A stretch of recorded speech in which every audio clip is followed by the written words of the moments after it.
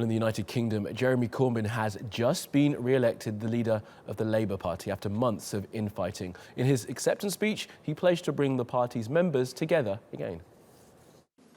My responsibility as Labour leader is to unite this party. At conference this week here in the wonderful city of Liverpool, in Parliament and in every community around the country. But it's also the responsibility of the whole party, members of Parliament, councillors, party members and our wonderful supporters across the country, to work together and respect the democratic choice that's been made. Well, for more, let's speak to Mark Garnett. He's a senior lecturer in politics at the University of Lancaster in the UK. Mark, good to speak to you this morning. So, Jeremy Corbyn has been re-elected, as we've just said.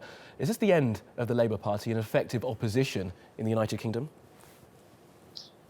Well, as the opinion polls suggest, the Labour Party is still a vigorous opposition, even though the Prime Minister Theresa May is enjoying a great deal of popularity at the moment. Labour is not so far behind that the next election is a foregone conclusion. The Labour Party has still got deep roots. It's also got a very large number of new members and extremely enthusiastic members. So it's still clearly the main opposition force in Britain. However, what people might worry about is a kind of slow and rather agonising process whereby the Labour Party does eventually lose that prominent position in British politics. Today's result doesn't, I think, get rid of that cloud over the Labour Party. Corbyn has won by a comfortable majority, but it's not the kind of overwhelming majority that would put the divisions within the party perhaps at rest. It's a result which keeps the divisions open and bitter.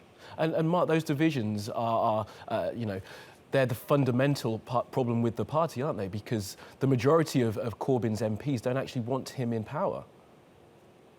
Well, that's right. What we have here is a battle for the soul of the Labour Party and two different visions of what the Labour Party stands for. And there is no way, despite Mr Corbyn's words about unity, the division is so deep-rooted that you can't see any way of bridging it.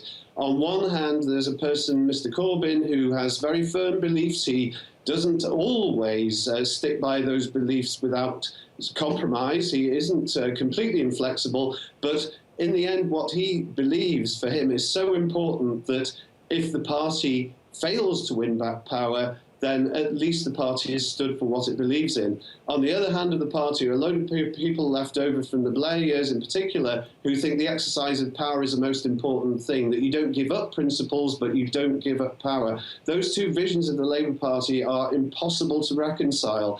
And although there might be an attempt to paper over the cracks, in the end, these two factions within the Labour Party will not be able to live together for very long. And certainly the next election could well decide the fate of this great party. Absolutely, 100 years, but maybe coming towards its end. And this idea of principles, Mark, isn't that a bit difficult in politics? If the last election taught us anything, if Brexit taught us anything, is that Britain is a small C conservative country, and the lurch to the left that Labour's doing under Corbyn is going to make them increasingly unelectable.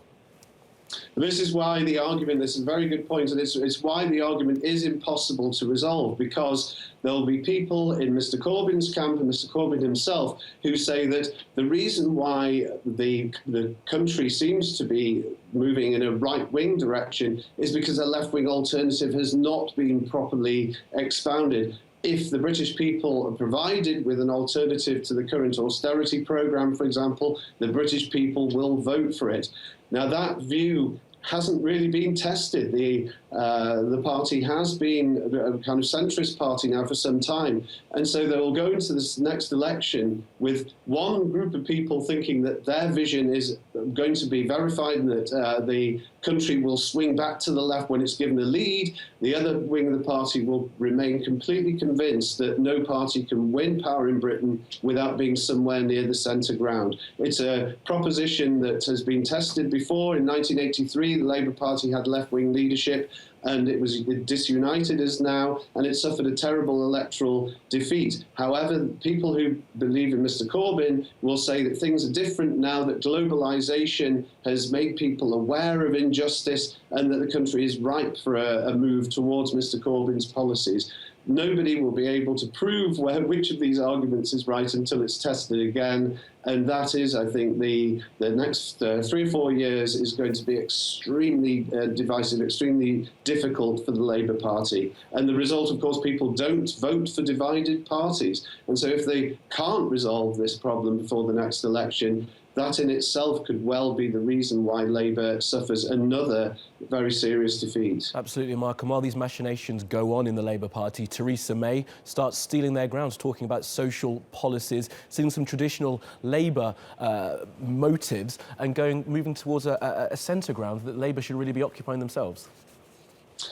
Yes, Theresa May has certainly established her policy ideas in a way which perhaps might surprise some people, but she's taking advantage of the problems of the opposition to stake out her own position. The problem for Theresa May, of course, is that the Brexit problem is the kind of the divisive force within the Conservative Party. The Conservative Party is divided just like Labour. The only difference, it seems to me, is that the Conservative Party seems to be better at dealing with divisions than Labour. But in the end, the Conservative Party is wholeheartedly committed to the pursuit of power. Labour isn't sure whether it wants power, whether it wants principle. And that, it seems to me, gives the big advantage to Theresa May, and in a way you could say it's hers to throw away. The next election at this stage, to me anyway, isn't a foregone conclusion, but Theresa May must be feeling that as long as she avoids serious mistakes and serious arguments over Brexit, the next election is likely to be won by the Conservatives. Absolutely. Well, Mark Gardner there from the University of Lancaster, thank you very much for speaking to us.